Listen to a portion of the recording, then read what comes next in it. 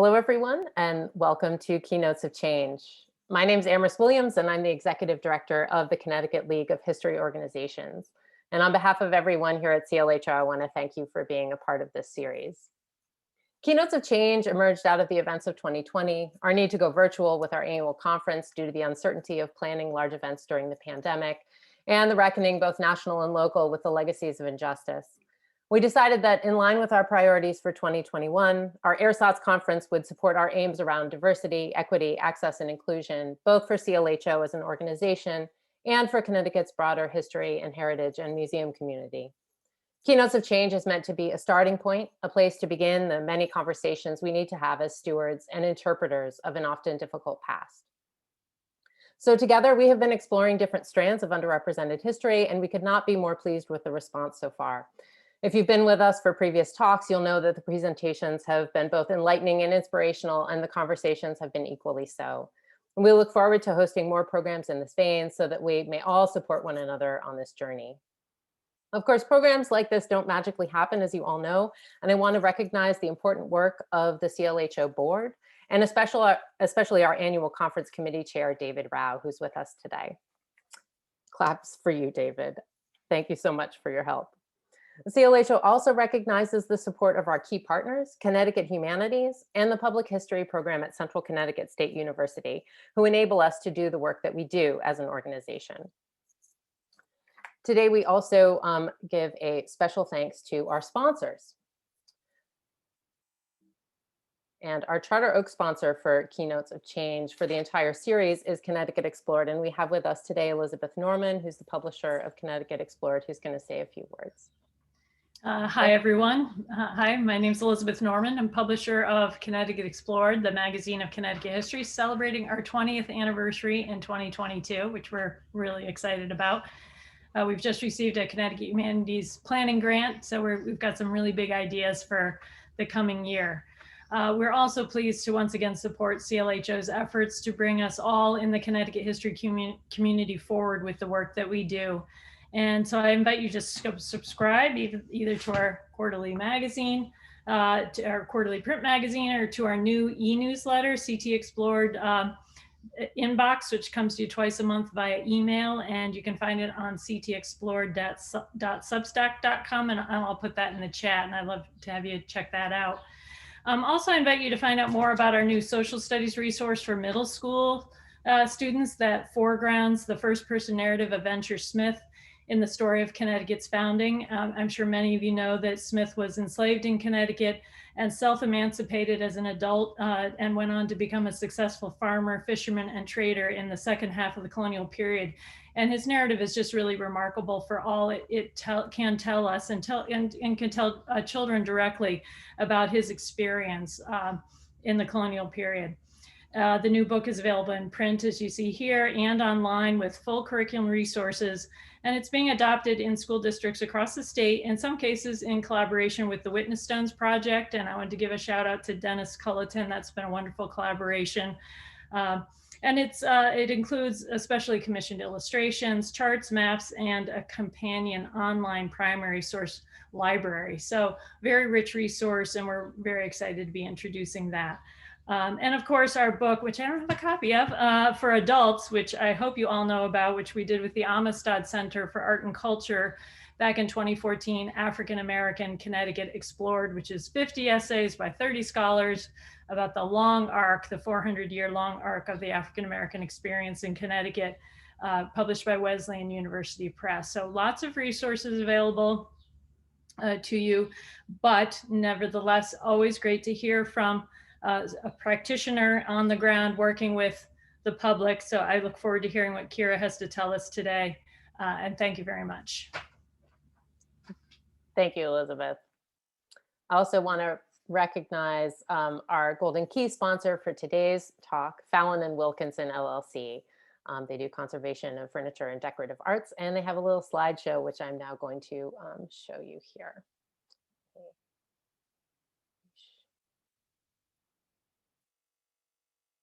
Can find it.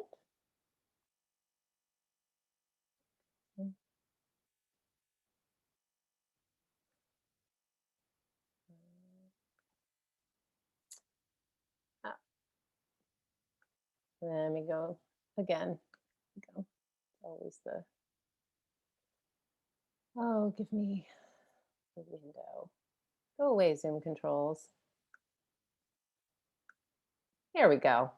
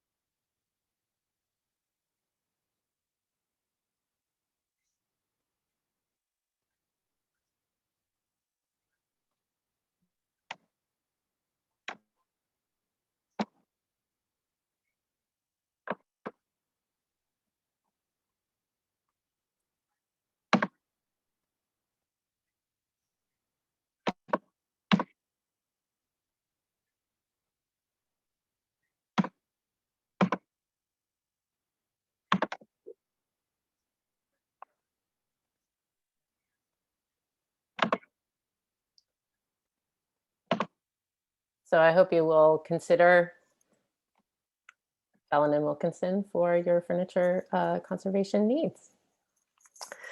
Without further ado, I now would like to introduce our speaker for today, the reason that you're all actually here. Kyera Singleton. Kyera Singleton is the executive director of the Royal House and Slave Quarters. She is also a PhD candidate, good for her, doing those two jobs at the same time, basically full time, at the University of Michigan, Ann Arbor in the Department of American Culture. And she's working on a dissertation project on slavery and spaces of containment in Baltimore and Boston in the 18th and 19th centuries. For the coming academic year, she's an American Democracy Fellow in the Charles Warren Center for Studies in American History at Harvard University. And before joining the Warren Center, she held prestigious academic fellowships from the Beinecke Foundation, the Mellon Foundation, Emory University's James Weldon Johnson Institute for the Study of Race and Difference, and the American Association of University Women. Prior to that, from 2018 through 2019, Kyera served as the Humanity and Action Policy Fellow for the ACLU of Georgia. And during this fellowship, she focused on mass incarceration, reproductive justice, and voting rights. And she created the ACLU Georgia's first podcast series called Examining Justice to highlight the voices of both community activists and policymakers in the fight for racial, gender, and transformative justice. As a public history scholar, Kyera recently served as an advisor on the Boston Art Commission's Recontextualization Subcommittee for the Bronze Emancipation Group statue. She is also a member of the Board of Public Humanities Fellows at Brown University, which brings together a collection of museum leaders from Rhode Island, Massachusetts, and Connecticut. And we here in Connecticut and beyond are so pleased to have her with us here with us today, speaking on Northern slavery and the preservation of memory. Kyera, thank you. Wow, thank you so much for having me. I am really excited to be a part of the speaker series. Thank you, David and Amaris, for inviting me. I am really, really glad and looking forward to speaking with you all today. And so I'm just going to share my screen so that we can get started. Well, actually, before I share my screen, I think I'll just actually launch into a little bit of an introduction about kind of how I actually came to the Royal House and Slave Quarters. So in the summer of 2019, I was making a decision on whether or not I would stay in Atlanta or move to the Boston area to become a visiting scholar in the history department at Harvard. And I came to check out the area and also attend a conference known as the Little Berks that was being hosted at the Radcliffe Institute that summer. And I went to this conference, you know, to meet other women historians, and that became my first introduction actually to the Royal House and Slave Quarters. I happened to be at one of the dinners for the conference, and the keynote speaker that night was Dr. Kendra Field, who is the co-director of the African American Trail Project at Tufts University. And she encouraged all of us to go by and visit the Royal House and Slave Quarters. And as a scholar who is deeply invested in the history of slavery, and as someone who grew up in New Jersey, I was simultaneously shocked and intrigued to learn that there remained standing slave quarters in the North. I immediately pulled out my phone to Google the site, and the description read as follows. In the 18th century, the Royal House and Slave Quarters was home to the largest slaveholding family in Massachusetts and the enslaved Africans who made their lavish way of life possible. Today, the Royal House and Slave Quarters is a museum whose architecture, household items, archaeological artifacts, and programs bear witness to intertwined stories of wealth and bondage set against the backdrop of America's quest for independence. I immediately turned to my friends who were sitting next to me, and I was like, we have to go. And so we went, and I went on a tour actually, and I left the museum feeling deeply moved. And the reason why I was deeply moved is that, as many of you know, when you go to sites that talk about slavery, sometimes you have no idea what you're going to encounter. You know, those spaces can attempt to whitewash a history. They, you know, some spaces, they don't really acknowledge it. So it's always, you brace yourself when you walk into certain spaces. And I actually left this space feeling as though they were getting the history right.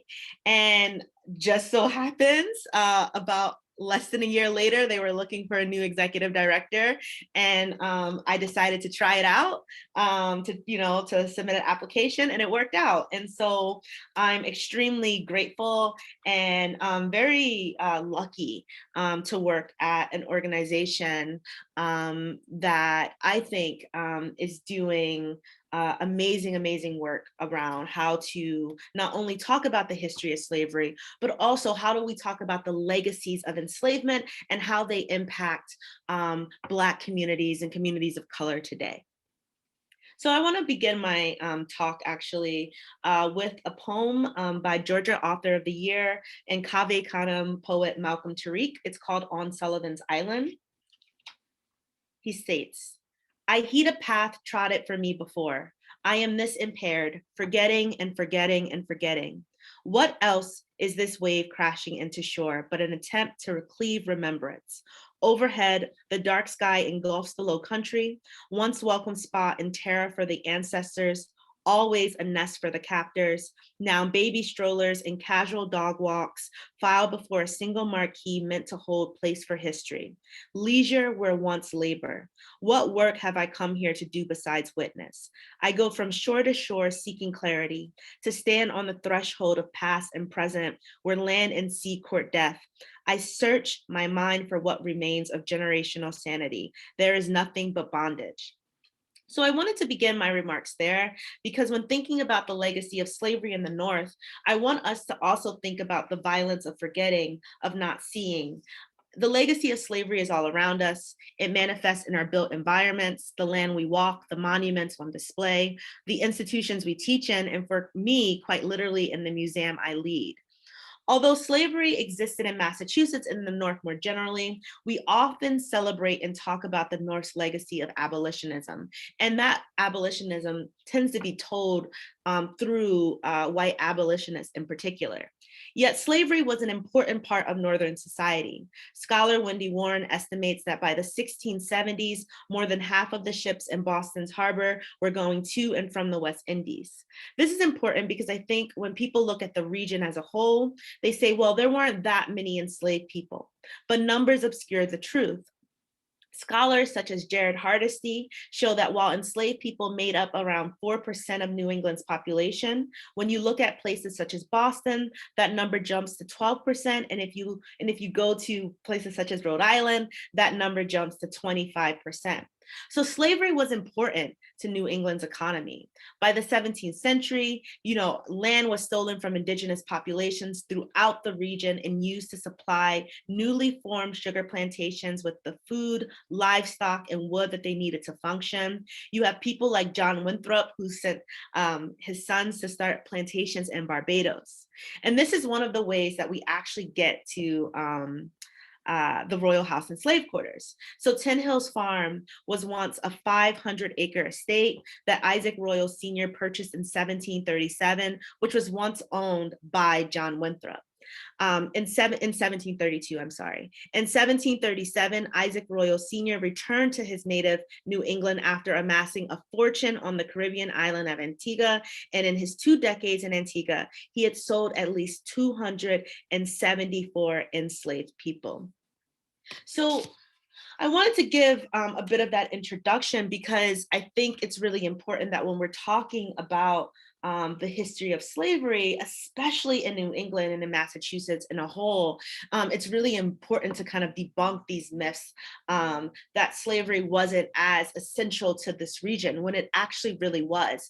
And when I talk about the Royal House and Slave Quarters, I always say that at our site, we get to talk about a local family who enslaved people, but also how this local family allows us to tell national and global stories about the Atlantic slave trade. So I'm going to actually show you all a little bit of the site before I start to talk about how we've kind of moved our interpretation, just so that you can get a sense of what the space looks like.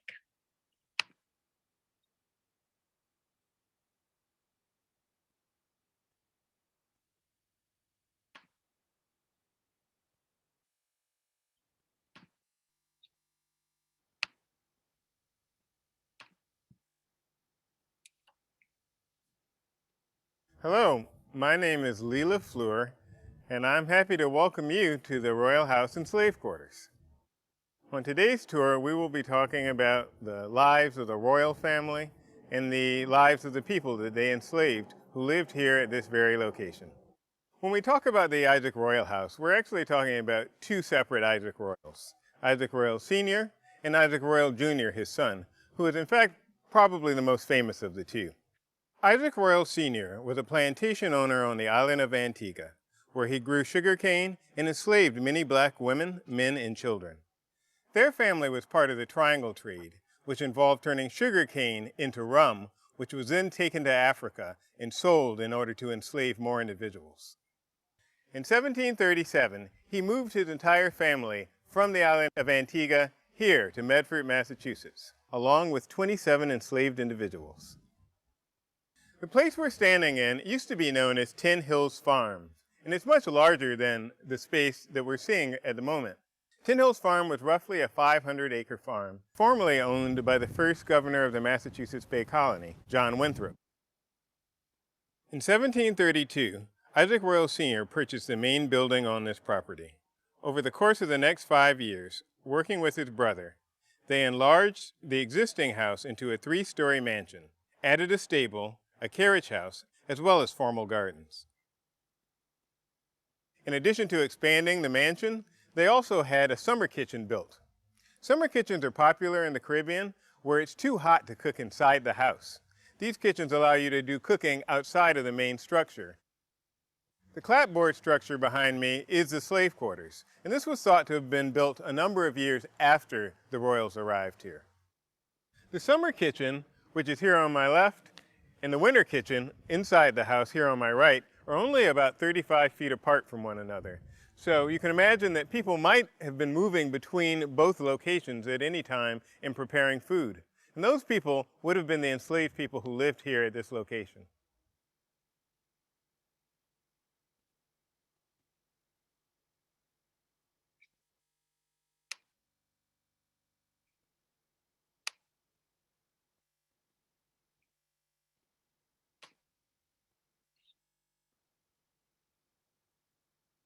This space is a workspace primarily for enslaved people who Kyera, I just want to lived let you know and we worked can't at see the Royall video. House. I think you need to The work reselect that the share.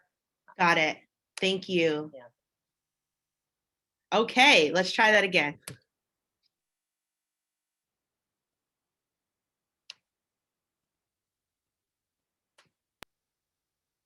Can you all see now? Yeah, looks good. Okay, great, thank you. This space is a workspace primarily for enslaved people who lived and worked at Royall House. The work that they would have been doing not only would have involved maintaining the farm, the livestock, and the orchards that are here on the property, but also in preparing food for the royals and their guests. Food preparation at Royall House would have been an enterprise that happened all year round. Remember, here in New England, where the winters are very cold, very little that's being grown at that point in time in the year. So the enslaved people would have been responsible for preparing food and storing food and preserving it for the royals to eat all year round. Enslaved women would have been primarily responsible for cooking, curing meat, milking cows, churning butter, skimming cream, and picking berries to make preserves, juices, jams, jellies, and pies. This is the cooking hearth inside of the winter kitchen, and here you can see some of the utensils that the enslaved women in particular would have used when preparing meals here. So you can see a number of different pots, a number of spatulas, and some of the ladles here. This is an oven that could have been used for baking bread or other items for the royals to eat. The 1739 probate inventory lists right here in the winter kitchen that there were actually 5 Negro beds or bedding in this very room. So we can get a sense of what those items might have been like. This means that not only was the kitchen a workspace, but there were actually enslaved people who slept in this very spot, which may have been useful to the royals if the enslaved people needed to be doing cooking throughout the day and throughout the night, or if they were needed for other tasks within the home.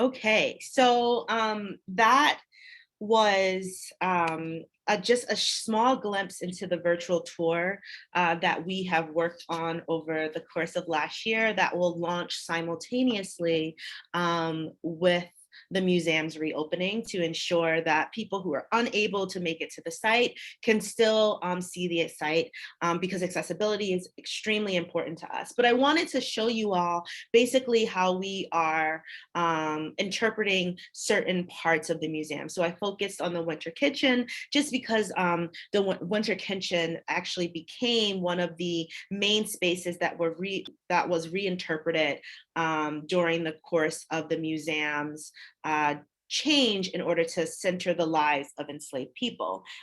We use the probate records of Isaac Royall Sr. in 1739, and that's basically how we know what was in the house, kind of what possessions the family had, and it has allowed us to really talk about the wealth of this family in this time period. And so I'm just gonna give you all just a quick kind of rundown of our institutional, history. That one of the main ways that we have been able to reinterpret the space and really center the lives of enslaved people was due to an archaeological dig that happened between 1999 and 2001, led by members of our board and Alaska Chan, who was a PhD candidate at the time at Boston University. And that archaeological dig really allowed us to find the artifacts that gave us more insight into how enslaved people lived and labored on the royal family's plantation. Then in 2005, our board of directors led a strategic planning process that added slave quarters into our name so that people wouldn't come to the site to only look at, the very fancy colonial Georgian mansion that exists property. There was one point in our history before 2000, before 1999, and really before probably the late 80s, where slavery was mentioned, but there wasn't a lot of detail. And that all really started to change towards the late 80s into the 90s. And that strategic planning process really made it clear that when you come to the museum, we're going to talk about the slave quarters as a structure. We're also going to talk about who lived there, who did the work of this 500-acre estate.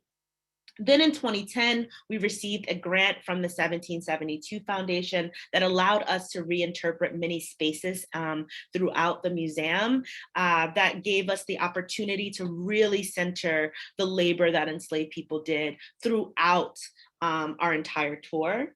And in 2013, with a grant from the Cummings Foundation, we were able to launch an education program, which helped us turn our tour into a 5th grade tour that most students in the Medford area get to see. So those are some of the really important steps that has allowed us to really update our history and to really talk about how enslaved people were compelled to labor on our site. So one of the ways that we do this work is through going into the archive, as many of you know, yet that archive is very incomplete. And so I wanted to show this image of the inventory so that we could actually, talk about not only the importance of these documents, but also to talk about the fact that these documents only tell one side of the story. So while we find out all of these, about all of the items that the royal family had in their possessions, one of the things that we also see on these inventories are the names of enslaved people. And so it gives us the opportunity when we talk to, guests who come to the museum to talk about how enslaved people were not only viewed, but also how they were treated, right? Kind of debunk that myth that, oh, well, did people in the North treat enslaved people like family? Absolutely not. And here's what the documents tell us. But at the same time, these documents are only they only tell one side of the story. We're not going to learn about the interior lives of enslaved people through the colonial archive, because these archives were not created to preserve the history of Black people, to preserve the history of enslaved people in a way that allowed them to tell their own story, right? It's telling a particular story. And so one of the things we have to do is read against the grain. These documents help us find out who was enslaved on the property and their names, but it really doesn't tell us much of anything else. So one of my favorite panels in the museum is what you see when you walk into the slave quarters. And it lists the 60-some people that we know were enslaved on the site between the family arriving in Medford in 1737 and the departure of Isaac Royall Jr. right before the Revolutionary War. And while we don't know a ton of information about all of these people, we know their names. And for me, and for my board, it's really, really important that we have this there, because it's important that we tell people that this is a site of memory, that the enslaved people who were compelled to labor for the royal family in order to support the family's lavish lifestyle, we want to remember them, and we want to talk about their lives in as much detail as we possibly can. But when the archive fails us, even if we know a name, that is still important to list. It is still important for us to tell everyone what we know, even if all we know is a sentence or a first name that doesn't, that it's not accompanied by a last name. But I also want to stop here for a moment to say that one of the things that we've been doing over the course of this year and hoping to continue to do is to find out more about the people who were enslaved on the royal estate. So while the archive often fails us, when we ask different questions, we find new information. So a part of my work is taking on this role as a scholar has also been to think about new ways to approach these archives, to not only ask what is there, but what is not there. And to think about the ways, you know, that when we can't find certain documents, to ask, well, where else might they be? Or to think about, how do we broaden this story? How do we bring in what we know about Boston at the time, or what we know about the family's estate in Rhode Island at the time, to help us build out and tell a more complex story about the lives of enslaved people who were once enslaved on our site. So as you saw, this is the just a winter kitchen, and I wanted, you know, just to highlight this image, just to talk about also the wealth of this family. So on display, what you see in the back is the pewter, and one of the tell signs of how wealthy the family was that they had a ton of pewter in their inventory.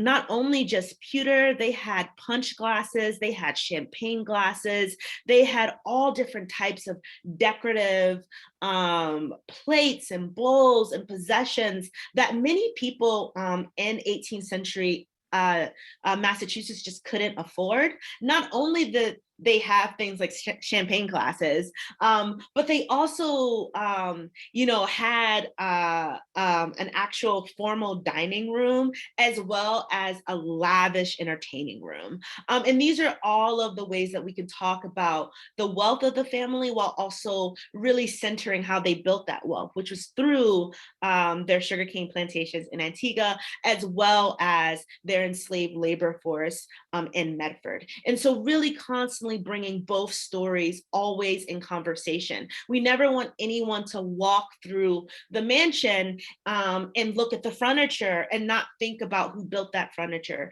to look at the fancy dining rooms, the East and West parlor, which is what we call them, and not think about who set up for their parties, who cleaned up after their parties, who made sure that the fireplaces were going, right? And so with our interpretation, we bring enslaved people through every single inch of this museum, because they are the reason why the house ran, you know, all year round. When you think about a 500-acre estate, you have to think about who is doing the labor. You know, we know that there were formal gardens and apple orchards, and we know that there were a ton of livestock. And so when we think about, okay, who was milking the cows, who was churning the butter, who was preparing the meat, who was you know, cooking all day and all night for the parties that Isaac Royall Jr. hosted, and he hosted many parties because he was a very prominent member of society. He also served on the governor's council, and he was a business owner, and he, over the course of his life, even acquired even more land, so that by the time he fled, he actually the family ended up having almost 600 acres. So when we think about all of this work that needs to be done, the royal family is not doing it. It is the enslaved people who are making all of this happen. Kyera, can I just jump in here and Yes. ask if you could put this into the slideshow mode? Yep, I just noticed that. Okay, thanks. Thank you. The next space that I wanted to show you in this talk is the kitchen chamber room, and it's actually right above the kitchen. In this room, based on the inventory, we know that enslaved people slept in this room. On the inventory, it lists two, and I quote, Negro bed and bedding. So we know that enslaved people slept here, but we also know that it was a storage space. There were tons of trunks listed in this room. We also know that it housed different cloth in material, because that was all listed on the inventory. We know that it was also a workspace, and we imagine that enslaved women would use this room to mend clothing. We also know that it served as a dressing room for Isaac Royall Jr. Because it had a looking glass on the inventory. So we imagine that Isaac, Royall Jr., before one of his lavish parties, would come in here, and an enslaved person would, prepare his powdered wig and put on his vest before entertaining. So I just wanted to kind of highlight how much you can get out of an inventory in terms of the interpretation of the space, but also for us to think about the ways in which enslaved labor kind of permeates all throughout this space. And one of the things that I'm not going to show you just because of time, but if you actually walk out of this room and you take 5 steps, you actually enter the main bedroom. So it also allows us to think about the history of slavery and just the intimacy of slavery, right? So this room is directly across from the Royall's main bedroom. So again, you can imagine that the 2 people who are in this room who are sleeping are also the people who are getting up in the middle of the night to make sure that the fires are running, the fireplace is still burning in the main bedroom during the winter. You can also imagine that enslaved people, because there's a bed warmer that's actually on the inventory that's found in the main bedroom, before the royal family retires for the night, they make sure that the sheets and the comforters are warm. So when we think about just how much enslaved people are doing at this site, it's really, really important to not only talk about kind of the big things that we think about when we think about enslaved labor, but also to talk about enslaved people's daily lives. What would it have looked like? What would their day have been? You imagine sun up to sundown, but actually, they're running fires all throughout the night. They're turning meat all throughout the night. And so it really does allow us to kind of think more in complex terms about daily life. So not only do we talk about just labor at the museum, because obviously resistance is a major part of the history of slavery, but we don't talk about resistance in just the major ways, big ways, right? We don't talk about just running away. We talk about resistance on a day-to-day level, and what might that look like, right? We talk about big actions and small actions. And one of the things that the archaeological dig has allowed us to uncover has been a ton of artifacts that has really led to us centering what ideas of leisure might have been for enslaved people. So we found tiles, game pieces that were fashioned out of tiles. We found marble, clay marbles. We also found amulets that were Akan symbols that were used for protection. So it allows us to have a conversation about how enslaved people not only maintain their own cultures from the different places that they were kidnapped from, but also how they created new cultures and how they experienced time with their family. These game pieces were found in the gardens that were directly in front of the slave quarters, which means that they were outside of the view of the main house. So it also allows us to tell a complicated story about surveillance as well, and how enslaved people often worked around that and found ways to create privacy for themselves and to be in community with one another. And I'm going to actually end here with talking a little bit about Belinda Sutton. So Belinda Sutton is one of the people that we know the most about at our site. And the reason why we know the most about Belinda Sutton is that in 1783, she launched a petition to receive a pension from the royal estate after Isaac Royall Jr. passes away. And in his will, he actually leaves her the option of remaining free or being enslaved to his daughter. And obviously she chose her freedom. And not only did she choose her freedom, she then followed up and launched the petition in order to regain some of the money that was made off of her labor. So it's a very amazing and fantastic petition, because it allows us to think about conversations about reparations happening all the way in the 18th century. And we know that enslaved people have always advocated for their own freedom. They have always defined freedom on their own terms.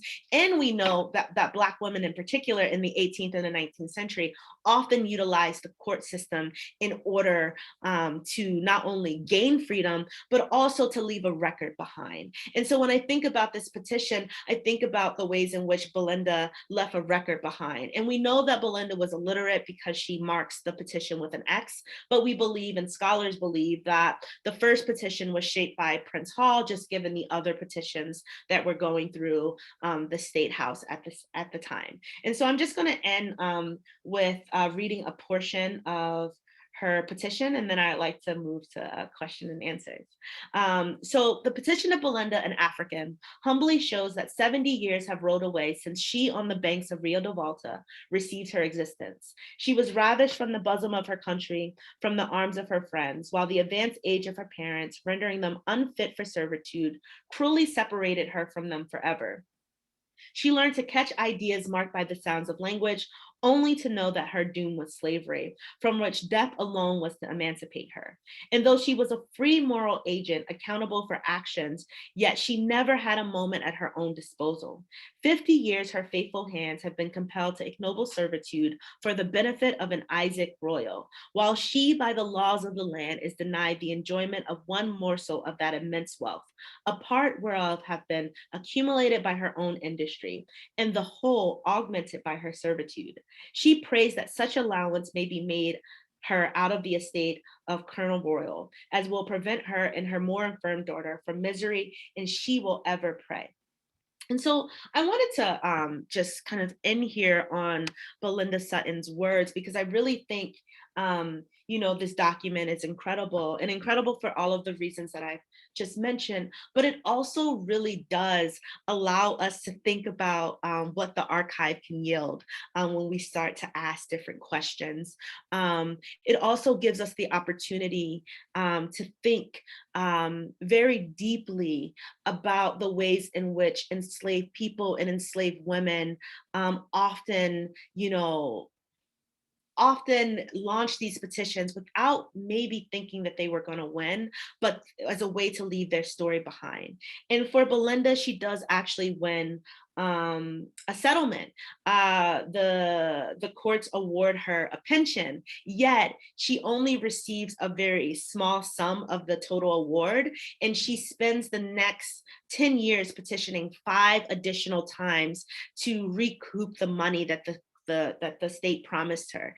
And we know that by the time of her death, that she dies without ever receiving the 15 pounds and 12 shillings that she was supposed to receive annually from the royal family. She only receives it about two times over the course of her life after she petitions the court. So I want to stop here because I want to make sure I leave enough time for questions and answers. But I hope that gave you a glimpse inside of the museum. There's so much more to see, but I really wanted to at least give you some sense of how we talk about this history at the Royal House and Slave Quarters. Thank you. Thank you so much.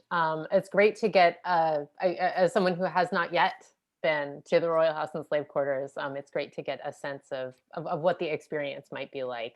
And I know we have already people asking, are you guys open yet? When can we come? Yeah, so we are opening this summer. We have not really nailed down a date just yet, but you can expect us to open sometime in July. And if you, sign up for our newsletter, follow us on our website and social medias, we'll actually announce when we will be reopening. Well, we have a number of questions that have come in through the chat, so I'm just going to begin by going through those in the order that they've come in. The first question comes from Wendy. You talked about the inventory as being a really important source for your interpretation at the museum. Were there enslaved people listed on the inventory in addition to all of the other objects and items of property that you talked about?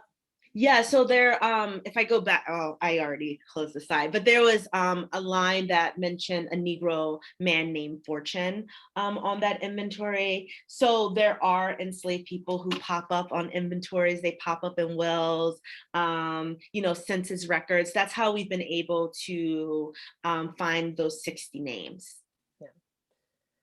I thought I caught that on that first slide Yeah. as well. Yeah, it looked like it was more than one person listed, actually. Yeah, it was more than one person An listed. enumeration and then a listing of the names of the individuals. Yeah, which is pretty interesting. Kathy Carl-Varda points out that the inventory from the Royal House was actually one of the primary sources used during the research for the slave quarters at the Bush Holly House here in Greenwich, Connecticut, when it opened in 2002. So there's clearly an important research connection. that's amazing. Yeah. Sorry, every time I get a new chat, it kicks me down. So I have to go back and find, where are we? Dolores had a question about what you know about the Royal Estate in Rhode Island. Can you say anything more about that and whether anything is there to, to interpret?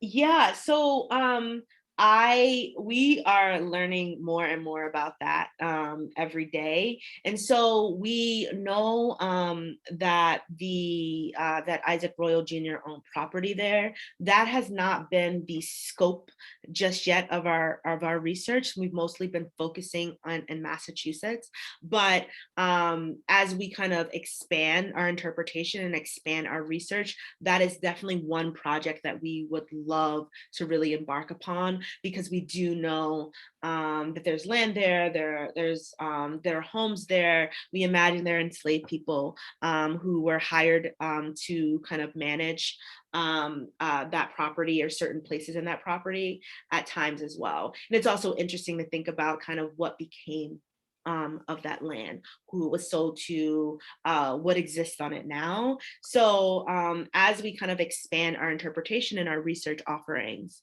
I hope to have a better answer for you then.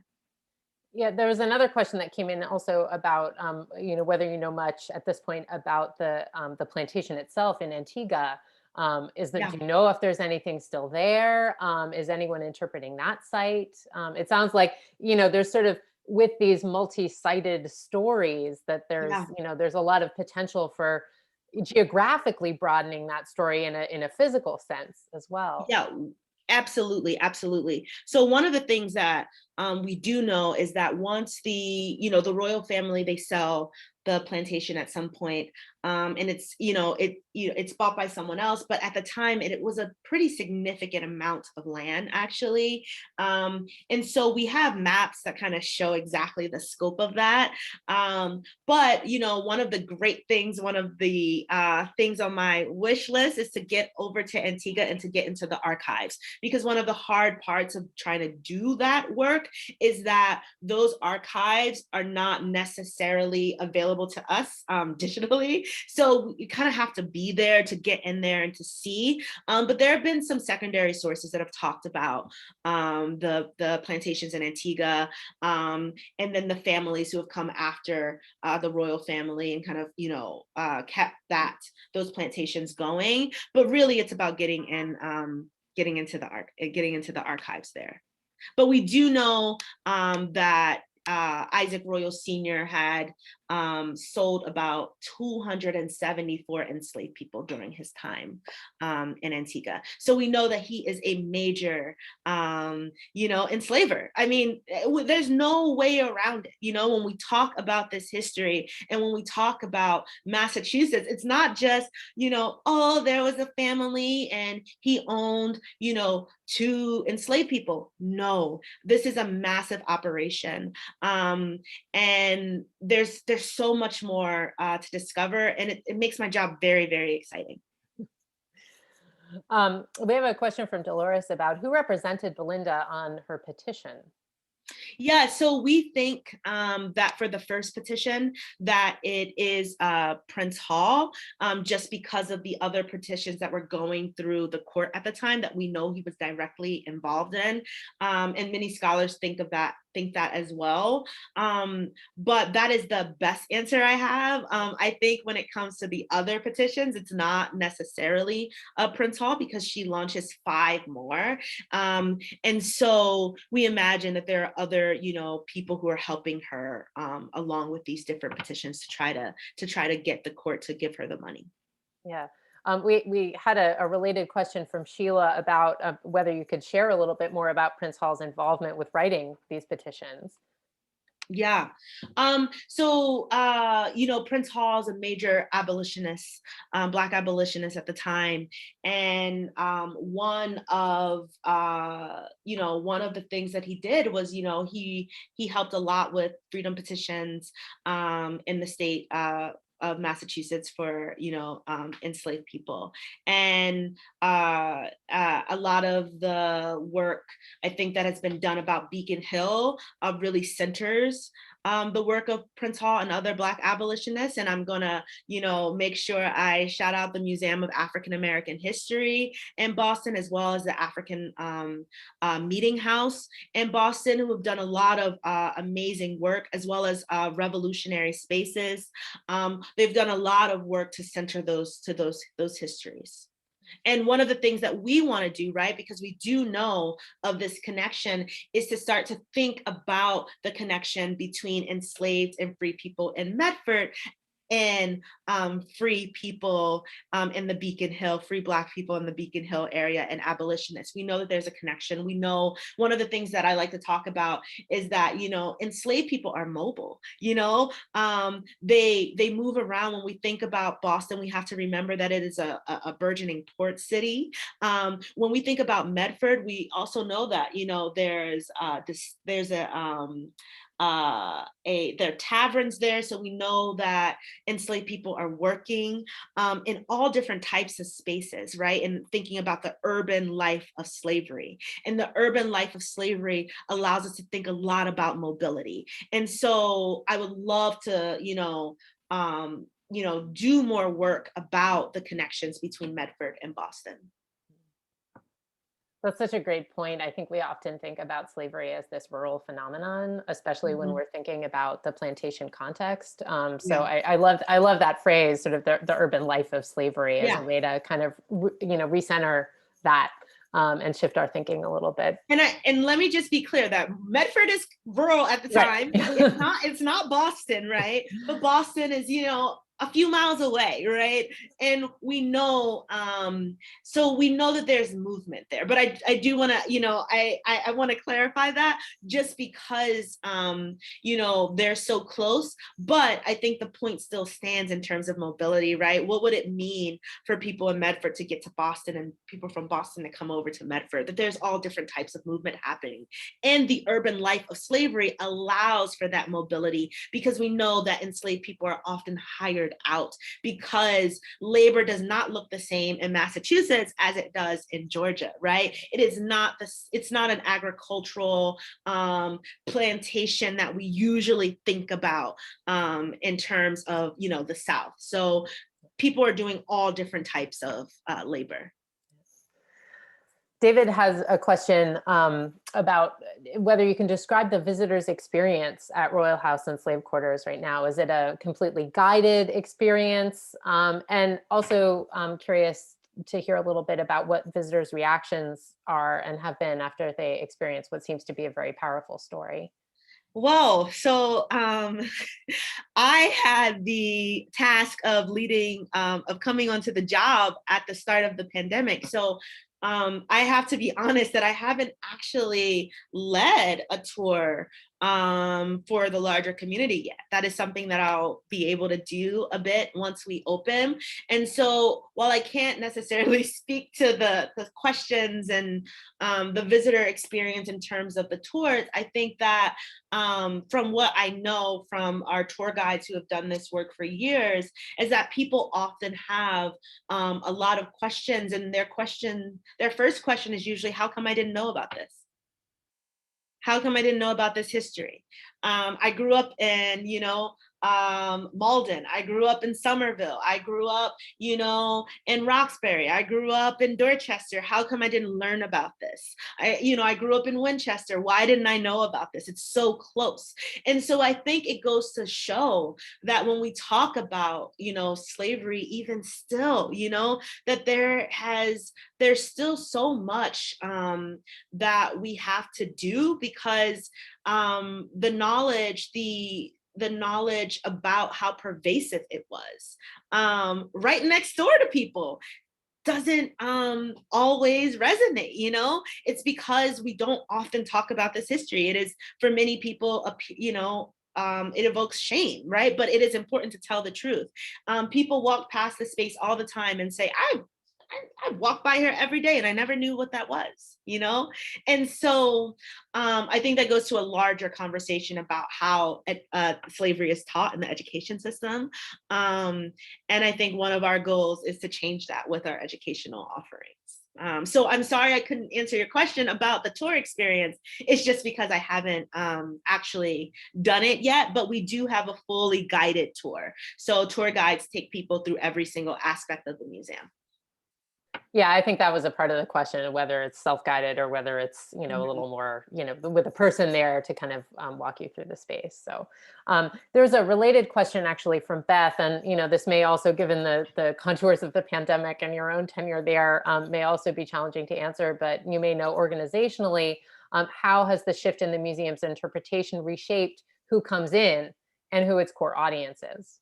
That is a great question. And I want to talk about how actually the pandemic has really expanded our audience in many ways. So, obviously, like many museums, when the pandemic hit, we were like, what are we going to do? We are used to giving in-person tours, holding in-person programs, but it gave us an opportunity to explore virtual programming, which in many ways has expanded our audience tremendously. And one of the reasons why that has happened is because we have not only held programs about slavery, but we talk about the legacies of slavery today and structural racism and inequality. And for me, it has presented a really great opportunity to ask communities, what do you want to talk about?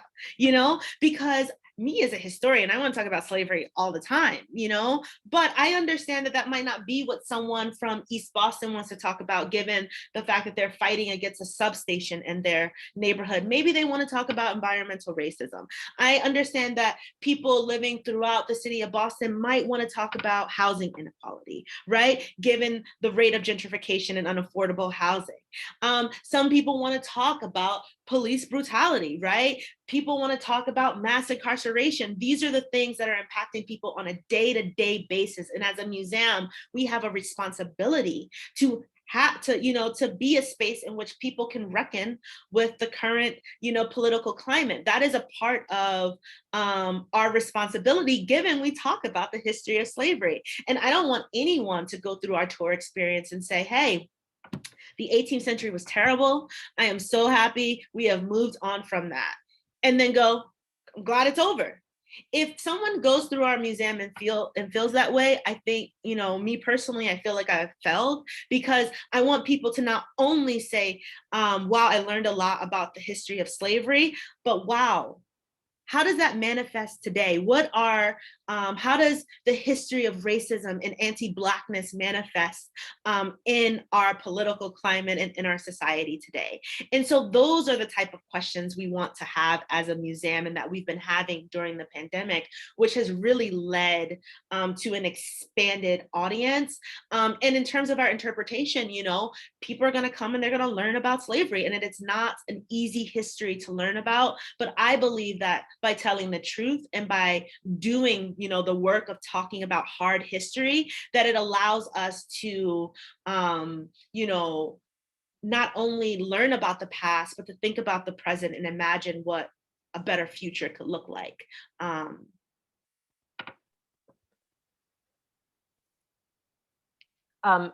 Great. Yeah.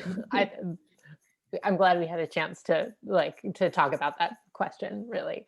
And it's great to hear the ways in which you're thinking about your site as this space for having those sort of contemporary conversations about with contemporary relevance that are related to, there's a thread connecting these things, right? Yeah. We had a question about what happens to the royal house, the family, and the enslaved people who lived there after the royals fled. It's the sort of coda to the story. Yeah, that's a very, very good question. So the royal family, in many ways, once Isaac Royall Jr. flees, and he heads to Nova Scotia before he ends up in England, where he spends the rest of his time until he passes away.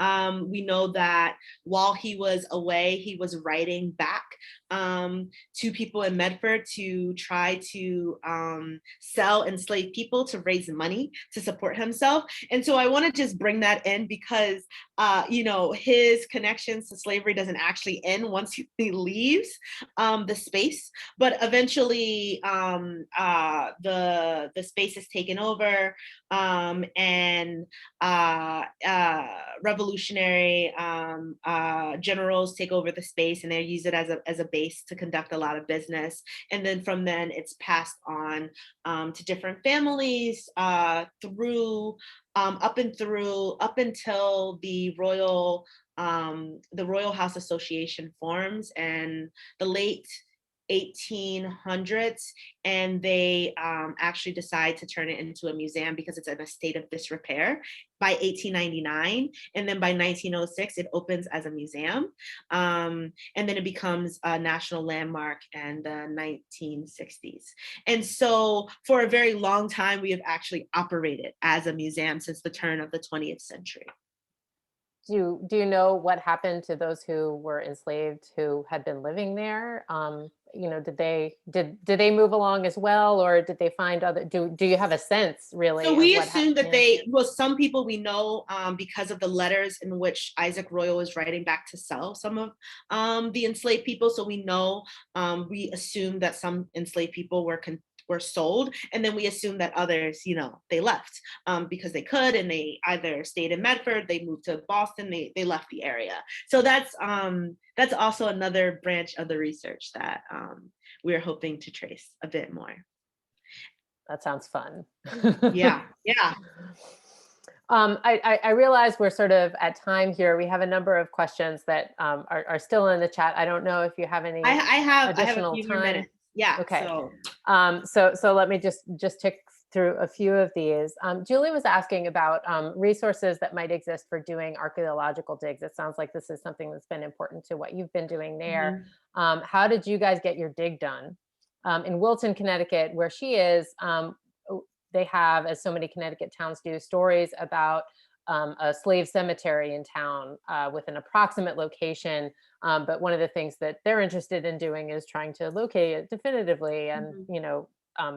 Somehow memorial, put a marker there, or, do you have advice on how to get started on a project like that? Yeah, so the archaeological digs happened long before my time, but I do know that in order to do the digs, you have to go through the state of Massachusetts, and so I know it's a whole process in order to talk about the archaeology of a site. So I am sorry that I can't go into detail about those resources. I have not led an archaeological dig, but I do know it was definitely a process that the museum had to get approval for, and that there's a lot of parameters about where you can dig, how you can dig, how those artifacts are used. So one of the things that I think I should note is that while we have some of those artifacts on display in our museum, that they're still technically owned by the state. And so some of them are at our site, the majority of them are with the state, and some of them are at BU on display. Great. And Julie, I'm wondering also if there may be other people on this talk, because we have people from all over Connecticut and I think beyond. If anyone else has resources for Julie around archaeological digs that you've done at your own site, please feel free to pop those in the chat for her. Yeah, and I can also find out more information, and I can send it over, and then you can get it to Julie. Yeah, absolutely. Aaron asks, if you don't mind, a slightly adjacent question. Do you use your site for rentals? He sees lots about plantation weddings and that problem there, but less about what this looks like in the New England context. If you have a site where enslaved people were, wedding hosting is often an important revenue generator for museums and historic homes. How have you folks handled that? So we do not use our site for weddings. I cannot speak about the past. That is actually not something that I've inquired about what happened long before my tenure, but I know that has not happened in the last few years. I haven't heard anything about that. But no, we do not use it. No one can get married at our site. For me personally, I speak for myself that it's highly disrespectful. It dishonors the lives of the enslaved people who were forced to live in those properties and who experience violence in those spaces. They are not a space. When people think about them as spaces of beauty, I have to ask what's behind that. What is the violence of that beauty? What are you allowing yourself not to see? What are you allowing yourself not to engage with, to not interact with? And I think for us, one of the things that's really important is to talk about the history of our site, how it's transformed. One of the things that's really important for me to mention is that the reason why we have preserved the slave quarters is not because the original Royal House Association really wanted to make it a site of memory and to center the lives of enslaved people.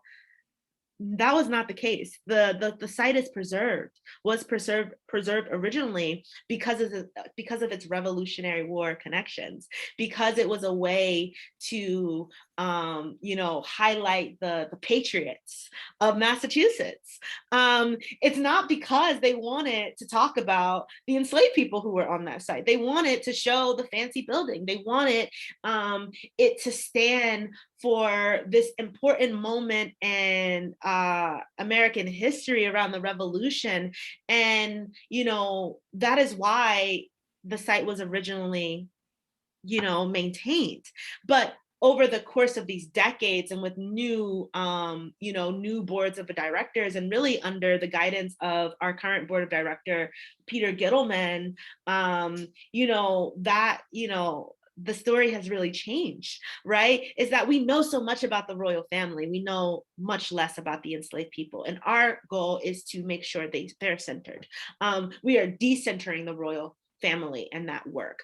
And because of that, because of the original founding of the museum, the slave quarters is not actually fully in its original state. The original association, they transformed it into a part of the slave quarters into a meeting room, as well as there's an apartment at the top of it. And our long-term goal is to restore it to its original state. And that is something that I care about, my board of directors cares about, and something that we hope that we can do. It's a big goal, but that is something that matters to all of us. Yeah, and this brings us to, I think, the last question or comment that I'll bring to you out of respect for everyone's time here today, since we're over. Sarah points out that you must have quite an amazing board in order to support this development and the work that you're doing. Do you have any advice for folks in this session on how other boards who may be less on board, so to speak, be redirected or encouraged to move in this direction? Yeah, it's a great question. My board is fantastic, and they've been really doing a lot of amazing work since 2005. And so I really want to, highlight and celebrate them. I get to come in, to the museum and help take it to the next level. And so one of the things I think that's really important for boards to really think about is, what are you losing by not doing the work, because for us, I don't think maybe we've lost some members along the way because they disagree with the direction. Of course that has happened, the original Royal House Association was filled with members of Daughters of the American Revolution. They do not like our direction, and that is okay, but things change. And when you are walking in the path of doing the work, I think it shows. And not only does it show, but it also opens you up to a lot of different opportunities. And I think I just would encourage boards to really think about this history, to think about being honest about this history and how it can create new partnerships and community connections, right? Because by not talking about it, you're not the only people who know you're not talking about it. The people in your community also know that you're not talking about it. And the people who you might want to attract might not want to come to your site because you're not talking about it. So when you hide from this work, you're also causing harm in so many ways. There's so many people who have been harmed by sites who don't deal with this history in a sensitive way or in an accurate way. And so I think if we ask ourselves, what is our responsibility as museums? What is our responsibility to the communities in which we operate in? Then I would hope that the board members will come around. But I understand that it is a hard process. And, I happen to come in when my board of directors is already on board. And I understand that people have concerns about funding, and they have concerns about, members leaving. But again, if people leave because they don't want to deal with the truth, I'm not quite sure that that's the audience that you should be, focusing on anyway. So I understand it's sensitive, and we all have, funding concerns and needs. So I want to highlight that I understand that resources really matter. But again, I think our integrity is important, as well as having open and honest conversations about the history of racism and white supremacy within our own spaces. Thank you so much. And with that, I think this is a perfect moment to close. And thank you, Kyera, for sharing, for staying after, for sharing your wonderful presentation with us, for prompting some great discussions. To those of you who are here, thank you for being here. I'm sorry I wasn't able to get to everybody's question in the time that we have. But hopefully you'll be able to visit the Royal House soon and maybe pigeonhole Kyera in person sometime down the line. If she's not, busy writing her dissertation or talking to, a bajillion other people about important contemporary issues. So thank you again for being here. Thank you especially to Kyera, to Connecticut Explored, and to Fallon and Wilkinson for making this session possible. And I hope to see you next week for our final talk in the series with Susan Ferrentinos on interrogating the silence, interpreting the LGBTQ past for visitors. Thank you. Thank you so much. Have a great afternoon, everyone.